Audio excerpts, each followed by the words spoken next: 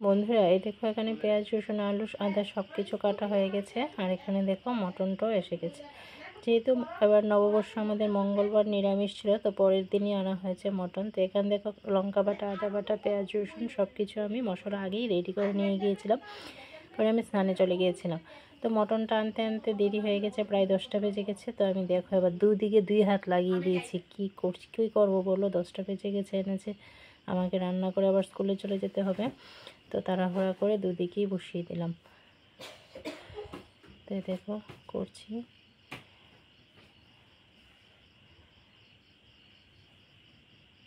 দেখো মাংসটা আবার বসিয়ে দিলাম। ভেবেছিলাম কেমন জানি হয়, কিন্তু ভালোই হয়েছে। তা আমি মোটামুটি রান্না বসিয়ে দিয়ে, মানে ঝোলটা দেওয়া শুধু বাকি ছিল। আমি চলে গিয়েছিলাম স্কুলে, মাকে বলেছিলাম ঝোলটা দিয়ে সিদ্ধ করে নামিয়ে নিও, আর সব কিছু দিয়ে আমি ভাজি টাজি করে চলে গিয়েছিলাম স্কুলে। তো দেখো মোটামুটি হয়ে গেছে, ভালোই লাগছিলো, মানে হয়ে গিয়েছিলো, মানে একটা মনে শান্তি হয়ে গেছিলো। এই দেখো মোটামুটি ভাজা কমপ্লিট, মানে কষানো কমপ্লিট হয়ে গেছে। বা ঝোলটা দিয়ে একটু সিদ্ধ করেই নামিয়ে নিলি বাস কমপ্লিট হয়ে যাবে। তো আমাদের তো নববর্ষ পরের দিন এভাবেই কাটলো মটন কষা খেয়ে। তো তোমাদের কীভাবে কাটলো অবশ্যই কমেন্ট করে জানাবে।